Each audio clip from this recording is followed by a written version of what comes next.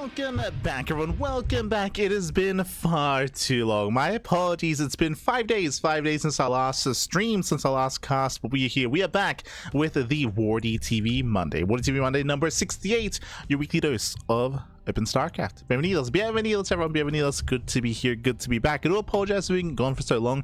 Initially, the plan was to go on a 3-day hiatus, to go away for 3 days, but instead it was extended to 5. We'll be having an update later. We'll be having an update at the end of the cast as to what's been going on, and as to our return as well. But for the time being, it's time for some StarCraft, puppy. Thank you so much. Thank you so much to 2 megabits and also to La Grasa in the chat as well. God, puppy. Thank you so much. Thank you so much for resubscribing and for supporting the channel for 3 months for La Grasa and for 17 months for 2 megabits. Thank you, puppy. Thank you so much. We do appreciate the support as always as we are jumping into our cast for the day. Now, for those that are curious, the WardiTV Monday is a weekly tournament, a weekly Open Cup, and this is last week's tournaments. Again, we used to cast these on live on a weekly basis, but due to daylight savings hitting Europe, it now starts very late here in Australia. So instead we do cast it via replays a week later, at a more convenient time for us, at least here in Land of Oz. The land of Oz. Otherwise, you have our series. We're going to be jumping into the quarterfinals. It's going to be best of 3 between herO and Cure. For those that are curious regarding our schedule, we should be covering the quarterfinals and the semis into grand finals. Those grand finales, papi. We will get there. Until then, though, let's jump in. Spawning in the top left-hand corner of Ruby Rock, we have the South Korean Protoss player. We have the red Protoss.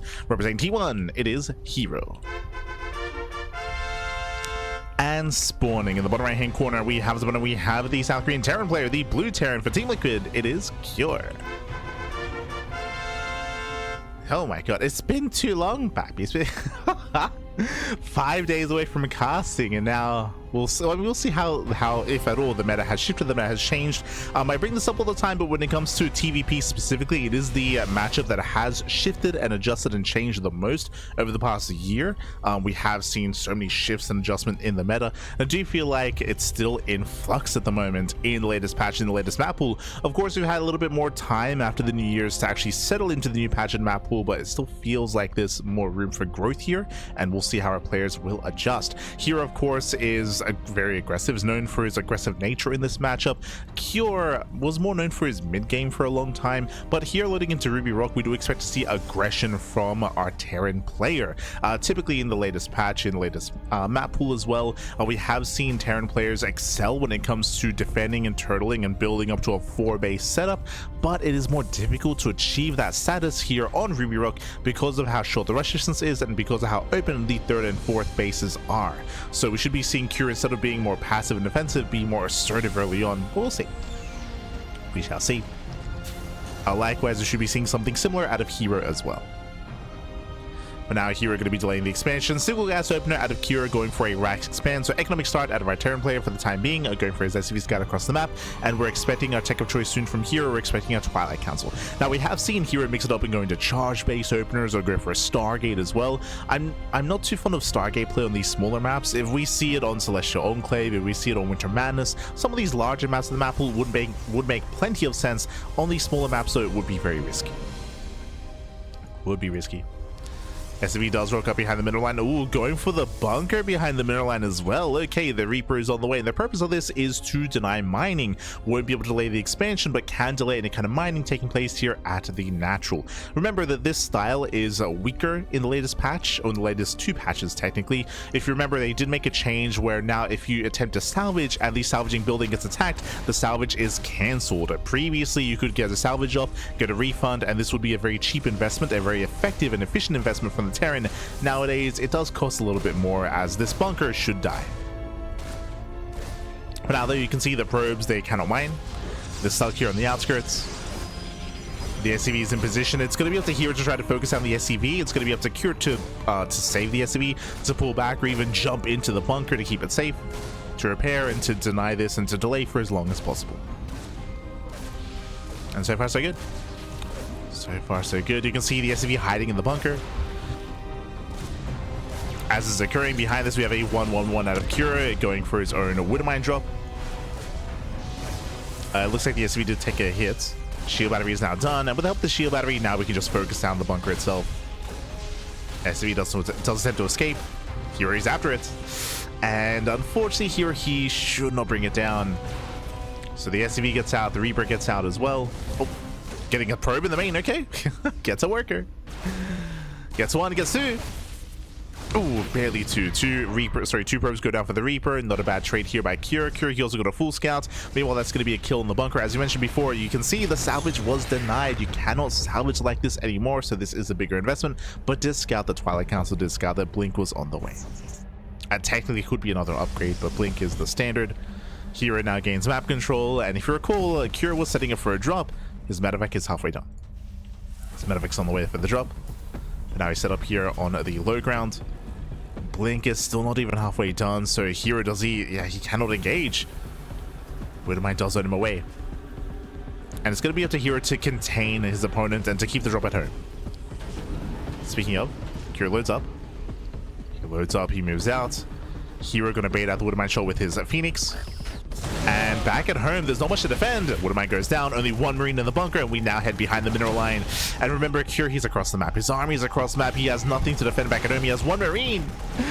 And that's going to be a lot of dead SCVs. And bearing in mind that Hero, I believe he did delay his Robo. Yep, he delayed his Robo. He delayed his third gateway in favor of the third Nexus. So this is a very greedy build out of Hero. Ooh, one Stalker goes down, but miscontrol. There's the recall back home. Hero, he recognizes something is wrong. Does make it home in time, and that was 9 SCVs. Ay. 9 SCV kills. The drop does 0 damage, and Hero gets away with a greedy build. Remember, this was a third base before the Robo, before the next gateway. So was it only one gate, by the way? No shot. Yeah, it was. It was one gate. He's crazy. So one gateway to the third base, into the second gate, now into the third. So just hyper greed out of Hero. Hero gets away with it. We'll lose one Stalker, but has plenty to work with. Ooh, even focusing down the medevac. Medevac goes down, Marines as well. He does get one probe, sorry, 3 probes in total. Not quite 4, but that's not worth it. That's not worth it, losing the entire medevac, the drop, the 9 SCVs, and not just that, but Hero getting away with a fast third base means that Hero is in a dominant position. He has the greater economy, he has map control, he has the army. Once again, Cure, he's moving out for some harass with his Raven, at least to try to get some counter damage, but there's so much pressure on Cure right now to get something done. He's moving out. He's moving out. Meanwhile, Blink is complete, so Hero, he can blink into the main. Hallucination is in position. There's one tank here. There's one tank, one Marine, and Hero doesn't go for the dive. I mean, again, there's not much to defend back at home. He's shaking. Yeah, he's shaking with a bio army. Raven harass into the main base. Does get 2 probes. Not bad. Gets 2, and Hero doesn't go in.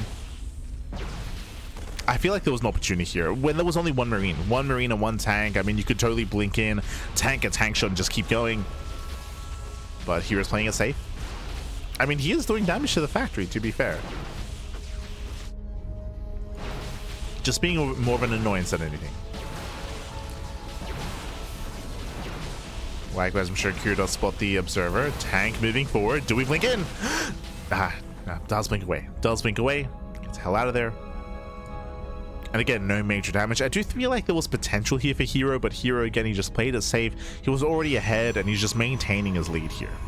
Now, when it comes to Cure's position, I was going to say that the best chance here would probably be a 2-base all-in, but he's going for a 3rd CC. So Cure, he plans on macroing out of this after the rough start.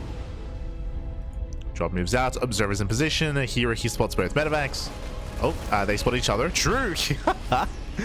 The Observer was in siege mode.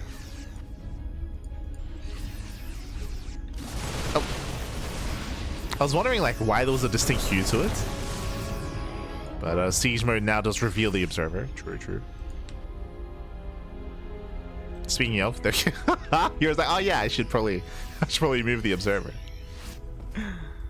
Raven's back into the main base. 4 probes, 5 probes even, plus the 2 from earlier, so 7 kills in total for one Raven. Not bad. Observer gets caught out. These are nice little wins here for Cure. 7 probe kills. The Observers even getting both. This is nice. As Cure gets his 3rd, we see Hero claiming his 4th. Hero taking up into Colossus for a splash damage, Dark Shrine for DT harass. Building up his army again. Here I still do favor his position. as he's even double expanding, getting a 4th and a 5th expansion at the same time. Jesus. Again, here is getting comfortable. If you look at the supply, remember, what do we say? The soup does lie, right? The soup does lie, and the disparity here, if you just look at the numbers, doesn't look too great, but that's only because Hero's economy is soon going to kick in with his 4th and 5th base getting up and running. Once they do, then Hero can skyrocket ahead and look to max out with a cheaper army, typically with mass zealots. Appreciate the unsiege there from Hero. Second rover is on the way for double Colossus production. So far here he does take extra gases, so he takes 2 more gases here at the 3rd base to afford that. And going into, I say double Colossus, but double Disruptors. Disruptors are amassing. Oh, as Hero doesn't get the Widow Mine. Zealot take him from behind. And remember, this is a very cheap harassment force for Hero. That Raven is still popping up, by the way. It's like 3 probes. Oh, that's 6 SCVs. Yeah, some brutal splash damage. Friendly fire even.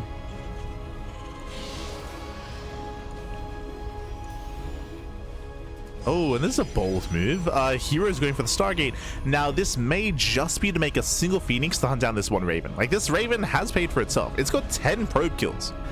I say 10, getting even more. 11.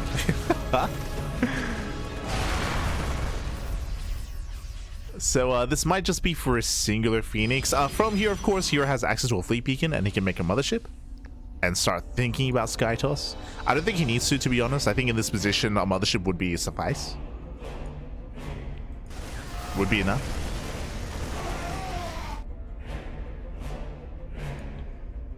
So here he's got his disruptors. We got the balls ready, Pat. 4 disruptors in total.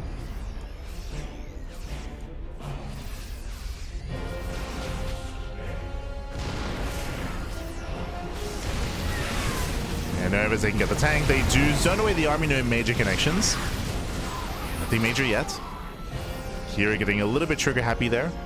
Oh, and he is going for the switch. Okay. I do feel like this is premature. Like, again, Hero is getting so many expansions. He's getting a 6th base. But he is switching into Sky Toss. This is typically something that you do later, like after the Terran player, as the Terran player takes a 4th base, right? As they take a 4th base, and if you fail to deny the 4th, then typically you do want to switch into Sky Toss. But this is a really early investment from Hero. It can hurt you. It's one of the reasons why Hero is not maxed out. Jesus. Hero, what are we... Oh my god. Gets 1 Widow and an SCV. Hero, calm down. He's excited, man. Oh. Okay, Nova grazes the army. Nothing major yet. If you recall, recently we did cast Classic versus Clem, and Classic did Nova the hell out of Clem. It was crazy throughout the course of their series. I was in last week's cast.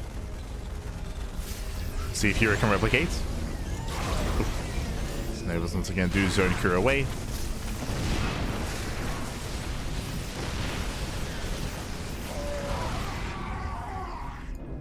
Remember that was during last week's WardiTV Monday, actually. Carrier production has begun. Hero is building up. And again, he's looking quite comfortable doing so. Where Cure still has yet to take a 4th. That's the win condition. Hero just has to deny the 4th base, keep Cure on 3 bases for as long as possible, and now we have a 7th and Nexus on the way for Hero. And if you're curious as to like why the game set is the way that it is, if you remember, Hero took a massive lead early. Remember, he took a massive lead early on, and I assumed that was going to lead into Hero being more aggressive, but Hero instead is just getting further ahead, taking more bases, gaining map control, taking it to Sky Toss, just kind of cruising his way into just a higher tech and a higher tier army. And because of the early game being so poor for Cure, he's just been stuck at home. He's just been stuck at home. If you remember, it was a couple of minutes ago where I was like, oh, like because he's so far behind, I assumed it was going to be an all-in, but he decided to get a 3rd. Right, he got a 3rd CC, so I was like, okay, he's going to macro this out, he's going to turtle up. Ooh, brutal connection. Nova goes up. And Cure, he does chase the army, and he does pick up some key units here, but remember, the Sky Toss. Like herO, he's slowly building this up, and soon he's about to reveal himself. Once he hits critical mass. Like herO doesn't really care about this army, this gateway composition. Now the scariest thing that's soon going to occur here is that this is going to be a lot of supply tied up in Sky Toss in a very immobile army. Recalls are going to be a big factor, but that is going to be one advantage that herO has over herO is mobility. Is his ability to backstab, to counterattack, to drop, and to try to bypass and avoid this death ball of an army that herO is building up. That's going to be the best chance. In a head-on fight, herO is going to be in a lot of trouble. But if he can avoid that fight and try to hit the 7th base, the 8th base, the 6th, jump into the main base, go for all these other counterattacks, or at least catch herO out of position, then he can excel. Does get a free Nexus. Same time, Zealot here towards the natural. herO's in position. Main army moving in. You can see herO trying to scan for herO. Shows the Novas. First Nova goes up. Ooh, does connect.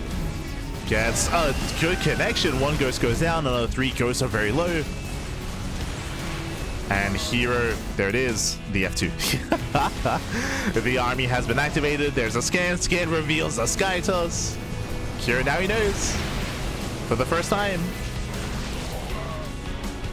And herO, can he maybe pick up some disruptors? For now, he gets to get the hell out of here. At the same time, does backstab. Does hit top right, not bad. Gets 3 bases. 3 next I go down. Oh, the disruptors are outflanking. Disruptors coming in from behind, and Nova goes up. Oof. Does connect. And some massive connections on herO. And herO, he has yet to recall. So he could recall or just base trade. And herO, he has the money, he has the bases to trade. Has EP. As EMPs, boys are being pulled. Yeah, herO, he just wants to commit. Again, decent Novas. Knocking down the planetary as quickly as possible. But herO, he does have defensive weapons. Oh no, the disruptor! herO throws one away. Throws away 1, 2, 3. Oh no, the A move. The A move disruptors, he throws away 3 disruptors. That's actually pretty huge. That means he has that much less support for his Sky Toss. Throws away 3 disruptors. Defensive DTs. Oof, there's no scans. Scans are limited. Sorry, there are scans available, but scans are going to be limited. DTs defend. herO's focusing back at home. That is a lot of Vikings though. Getting 1 carrier, getting 1, 2. The carriers are slowly going down. There's not enough. Yeah, not enough Vikings, not enough anti-air. The carriers, they hold their own. And that's going to be it. I mean, herO's down to 2 Vikings. 2 Vikings, a handful of bio. Again, the soup does light. A lot of the supply are in medevacs. A lot of supply in medevacs here. We got 2 ghosts, Pat. We got 2 ghosts. And GG gets called. GG gets called. herO, he does overwhelm, and herO takes game number 1. GG. herO does take a lead in the series. Again, a very chaotic finale here to the game where herO, he was in full control. He was able to get up to 8 bases, able to take every other base on the map, able to get comfortable and take up into Sky Toss. I did feel like it was a little bit unnecessary to go that route, but he could kind of do what he wanted at that point. He could have, if he wanted to, maxed out on a gateway composition earlier and just rammed his face against the wall and broken the 3rd, or just take it easy, delay the 4th base, take up into Sky Toss, and just perfect his army. And as we mentioned, like, the best chance that herO had was to counterattack, was to base trade. We ended up in a base trade, and hey, herO killed a lot of bases. He killed like 4 or 5 Nexi. Like, he did kill a lot of bases, but unfortunately that still wasn't enough. As I mentioned, he could never engage with the main army. He could never engage with the Sky Toss because herO had just built up critical mass. GG. GG, well played. With that, herO takes the lead. Now we're going to be loading into game 2. Going to be loading into 10,000 feet. Let's go. Let us go. Another smaller map in the map pool. Okay. Another smaller map, and spawning in the top left-hand corner of 10,000 feet, we have the South Korean Protoss player. We have the red Protoss representing T1. It is herO. And spawning in the bottom right-hand corner, we have the South Korean Terran player. We have the blue Terran for Team Liquid. It is Cure.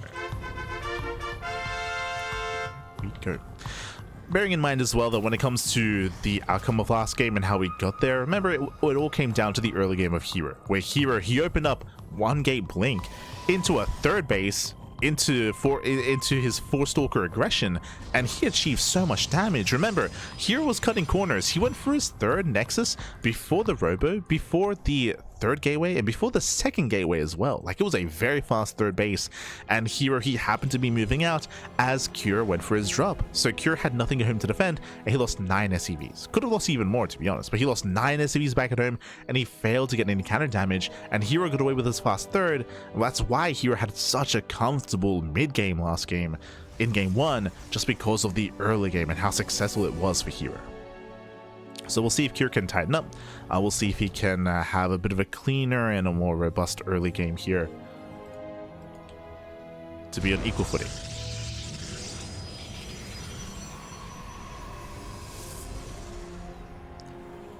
For now we do have it. Players opening up.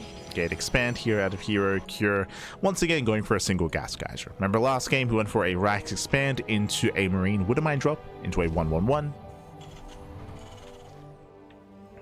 And so far, once again, no second gas geyser.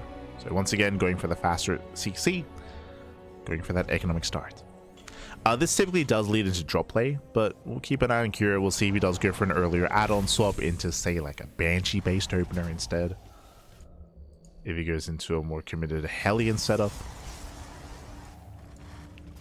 So far, though, same build.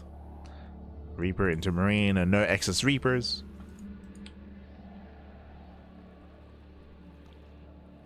Moving out to scout.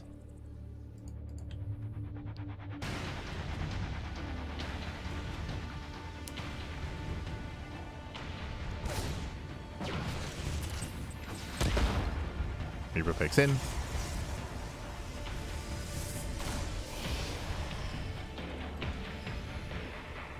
Oh, gee. I was not expecting this for an opener here, especially on 10,000 feet. That is a 3rd CC before factory. Hyper greed here out of Cure, going for a 3 CC, 3 racks, a build that Björn popularized in recent years. Hyper greed, very biocentric, but this does make sense on 10,000 feet. Now, very quickly here, what is the biggest weakness of this build? It is hyper greedy, that is true, but we should be expecting a 3rd Rax. What does that mean? That means that the factory is very late. It's a very, very delayed factory build. There's that 3rd Rax as you mentioned. So late tank production. So because of that, heavy Stalker aggression can be very successful and can kill the Terran player because their tank production is non-existent and they have to defend with purely Marines early on. But specifically on 10,000 feet, I would say that 3 and 4 gate blink aggression is weaker. Speaking of, this time, extra gateways, no 3rd. So remember, last game, herO already had a 3rd base on the way. This time, 2 more gates, 3 gate blink. So he is going for 3 gate blink aggression. This is not often seen on this map. Why is that? Because rotating from this entrance here, this ramp, all the way over to the natural entrance is very awkward. It's a very awkward rotation. It's a very long rotation as well. Hallucination scouts. Hallucination sees everything, by the way. He sees a 3cc 3x, and herO knows to apply pressure. He's going for his 3rd base. Stalkers are going to be building up. Oh, but again, this is going to be without any kind of robo. Bear that in mind. So herO, it looks like he sees the greed and he responds with his own economic follow-up here, going for a delayed robo into his 3rd base as quick as he can after all the gateways. But again, the pressure is on herO. And as we mentioned, trying to rotate between this blink entrance and also the natural entrance is very awkward. It's not very efficient. And yeah, herO, he responds not just with a 3rd, 2 more forges. 2 more forges going to be on the way. So herO, he's being hyper greedy. He's being hyper greedy here to try to catch up with Cure. But he needs more than that. He needs to find some damage here. He can blink into the main base. Remember, he has a hallucination with the sentry. And now poking into the natural. Stim is just over halfway done. Again, 4 gate blink would hit so hard here. But it is only 3 gateways. Prism into the main to distract, pulling Cure out of position. Okay, Cure gets dragged into the main. herO pushing in, going for the bunker, and the bunker will go down. And not bad. Takes out the bunker. The SCVs are exposed again. Cure, he's still not here. I mean, Stim is not yet done. Nice catch on 2 Marines. Nothing major yet, but damage nonetheless. Now getting some SCV kills. Stim is done in 7 seconds. Nice snipe on the Marauder. Oh, clutch blink away. And herO gets a bunker, a Marauder, 3 Marines, 2 SCVs. Not bad. And as you mentioned, the pressure was on herO to get some damage done because of the Greed of Cure. So this has been a good response out of herO. It's been good.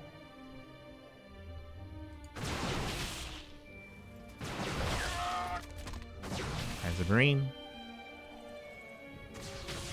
Getting another. Doesn't quite get the Marauder, but again, very efficient trades here. herO, he has lost 0 units, by the way.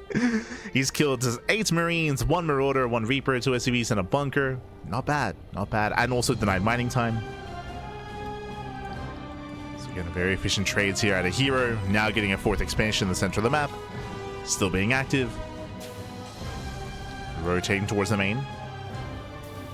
Boost nations in position, and here is not. Uh-oh, there's an opening. Yeah, opening into the main base, going for the add-ons. Reactor is going to get sniped. He might even get a Marauder. Doesn't go for it. Gets the hell out of there. So Reactor pulls away, even recalls, just in case.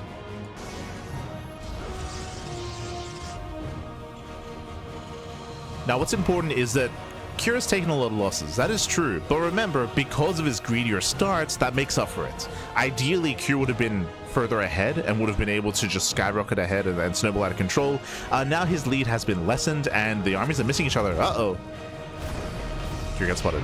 Yeah, Kira gets spotted here. He respects it. He does respond. He's racing back home. And herO, can he survive this? The upgrades are done. Kira, he has +1. Stim combat shields. Ooh, we have slow lots? Oh god. I don't think that's intentional. Yeah, mine shot goes off, the Zealots, they get shut down. And without Zealots support, this army is so fragile. Yeah, at the same time though, herO deals with all the Marines. And herO barely holds on. Ooh, even sniping 2 Marauders in the retreat. Very nice. Again, the Marauders are the backbone of this army, and without them, ooh, a 3rd Marauder goes down. herO, he survives the push, he survives the timing. Remember, that was the the +1 timing here of Cure. Doesn't break through. Oh, as herO will lose 1 Stalker. So please add a couple of Stalkers. Cure forced back. I still will say that Cure has momentum on his side, and at least until herO gets splash damage. But because of the length of the map, because this map is so small, you can see here the 3rd bases, they're right next to each other. It takes very little time to push. Here's aware, he's setting up for a run by. You see herO trying to distract. But he's too soon. Yeah, he's too soon. The Zealots are getting caught. Some brutal losses. Prism into the main base at the same time. Okay. Not bad. Finding some damage. A couple of Zealots do get away. And here he goes to the warp in. Can he go for the eBay? Won't be able to snipe it, but once again just trying to distract Cure. Poking away. And he was just buying time for Colossus. You can see the Colossus production has begun. He needs time, a little bit more time for his first Colossus. But he has to be so careful. As soon as he loses this Prism, as soon as these Zealots get cleaned up, Cure will push. And here he snipes the eBay. Okay. Denies +2. Not bad. I didn't think he would get it. Denies +2. Recalls back home. The first Colossus has now arrived. He's got 1, soon to be 2 Colossi. And now he's ready. Now hero's ready for the counterattack. It's still going to hit quite hard. You can see the Cure's almost maxed. Again, that's the power of the fast 3rd TC. Oh. herO, he doesn't get much done here. And here comes Cure. And again, it takes mere seconds to get across the map. He's already here. Cure's already arrived. With 2 Colossi, herO, does he have enough? It's going to be difficult. Doesn't have much Stalker support. Nice force fields though. True. Nice force fields. Locks down the army. make use of that SimCity, baits out the mine shot, but does miss rally a couple stalkers. Very tense hold. herO does hold on though. He survives. Now, as herO holds here, the momentum is going to swing from one player to the other. herO, he's about to get up to 4 Colossi. There's a third, the fourth one is about to pop. And with 4 Colossus and with a lower Viking count, Kyr's in trouble. Again, you can see here, Kyr, he has 0 Vikings. He's only just now starting Viking production himself. Here we go, the first 2 Vikings are coming in. Here he spots them, gets 1, gets both. Yeah, 0 Vikings. Against 4 Colossus battle. Here comes a third, here comes a fourth. Yeah, 4 Colossus arrive, 0 Vikings, 0 anti-air. I'm sure they're Marines, they melt, and here he's done it. He just overwhelms. And again, it was a very tense game. Kyr, he had some moments, he had some timings available to him.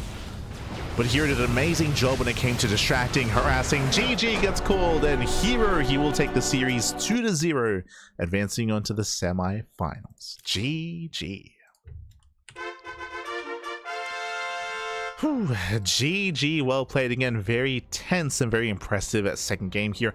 Game 1 was a lot more straightforward. Game 1 was herO taking lead early and maintaining that and just extending it and just snowballing from there. Sure, it did end in a base trade, but for the most part, herO had nothing to be concerned about.